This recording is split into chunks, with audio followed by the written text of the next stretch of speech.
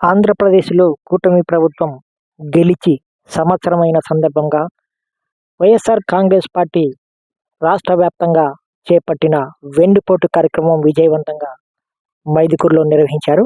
ఈ కార్యక్రమానికి మాజీ ఎమ్మెల్యే రఘురామ్ రెడ్డితో పాటు జెడ్పీటీసీ రామగోవింద్ రెడ్డి మరికొందరు నాయకులు పాల్గొని కాలమ్మ గుడి నుంచి ఎంపీడీఓ ఆఫీస్ వరకు ర్యాలీ నిర్వహించి తదనంతరం ఎంపీడీఓకు వినతిపత్రం సమర్పించారు.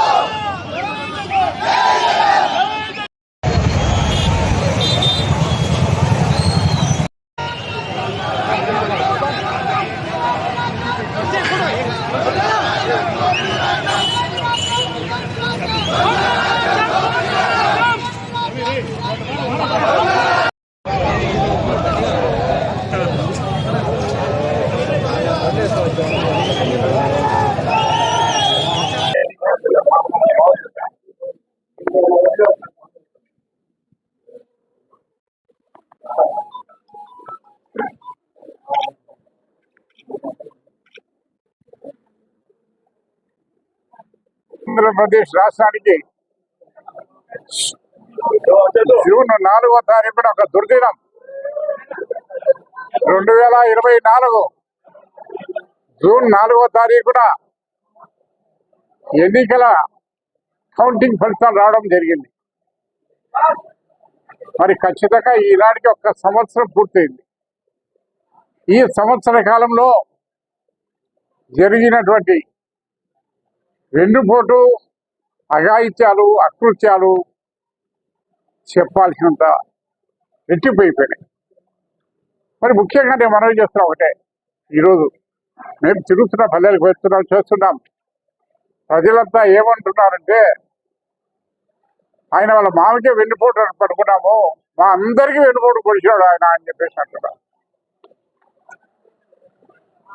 మరి ఎన్నికల ముందు ఎన్ని హామీలు ఇచ్చినాడో మన అందరికీ తెలుసు.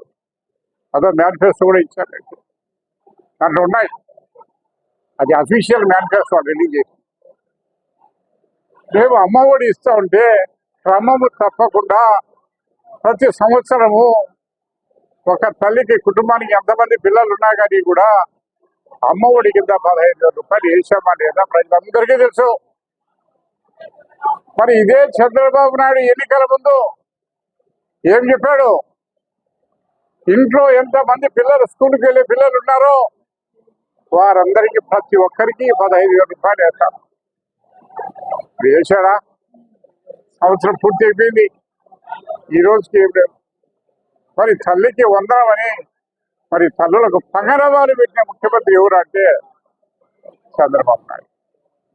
మరి అదే విధంగా చూస్తున్నాం, ప్రతి సంవత్సరము రైతు భరోసా కింద 13,500 రూపాయలు మనం వేస్తాం. యాక్చువల్గా ఎన్నికల ముందు జగన్మోహన్ రెడ్డి గారు చెప్పింది 12,500, దానికి రెట్టింపుగా 13,500 కూడా ఏ ఒక్క రైతులు మీ నాయకులు లేకుండా అర్హత కలిగినటువంటి ప్రతి ఒక్కరికి ఇచ్చామా లేదా రైతులు అడగబడి చెప్తారు. అసలు సంవత్సరం అయిపోయింది, పోయిన ఖరీఫ్ అయిపోయింది, రవి అయిపోయింది, మళ్ళా ఇప్పుడు ఖరీఫ్ స్టార్ట్ అవుతుంది.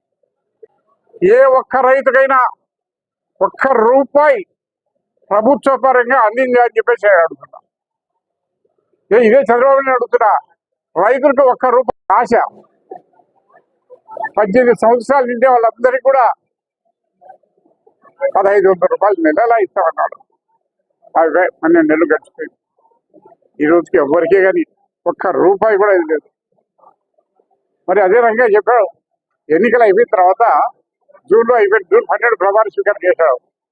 ఆగస్టు 15వ తారీఖు నాకు ఉచిత బస్సులు పెడతాడా అని చెప్పేసి మన ట్రాన్స్పోర్ట్ మినిస్టర్ రాయితీ చెప్పాడని చెప్పాడు. ఆగస్టు అయిపోయింది, మళ్ళీ రేపు మళ్ళీ ఆగస్టు అంటున్నారు, ఆగస్టు 15 అంటున్నారు. అంటే సంవత్సరానికి ఒకసారి ఆగస్టు 15 వస్తుంది, కానీ వాళ్ళు సంవత్సరం చెప్పడం లే. 24 చెప్పలా, 25 చెప్పలా, 26 చెప్పలా, 27 చెప్పలా, 29 చెప్తారా. ఆగస్టు 15 అనేది డేట్ మాత్రం పెట్టుకున్నారు అంతే. మరి నేను ఒకటే చెప్తున్నా తెలుగుదేశం వాళ్ళకు, అభివృద్ధి కానీ సంక్షేమం కానీ ఈ సంవత్సర కాలంలో ఏదైనా చేసి ఉంటే బహిరంగంగా రేపు 12వ తారీఖున ప్రమాణ స్వీకారం చంద్రబాబు నాయుడు చేసిపోయిన సంవత్సరం మీరు చేసినటువంటి అభివృద్ధి సంక్షేమ కార్యక్రమాలు ధైర్యం ఉంటే మీరు పత్రికాపరంగా ప్రజలకు తెలియజెప్పని చెప్పి నేను ఛాలెంజ్ చేస్తాను. సంక్షేమం కానీ అభివృద్ధి కానీ అదేనా? అభివృద్ధి అంటే ఒకటే కనిపిస్తుంది చంద్రబాబు నాయుడుకు. అభివృద్ధి అంటే అమరావతి, ఇంకా వేరే జిల్లాలు లేవు, వేరే కార్యక్రమం లేవు. ఇటు రాయలసీమ లేదు, ఉత్తరాంధ్ర లేదు, సర్కార్ లేదు, ఎక్కడే కానీ అభివృద్ధి జరగడం.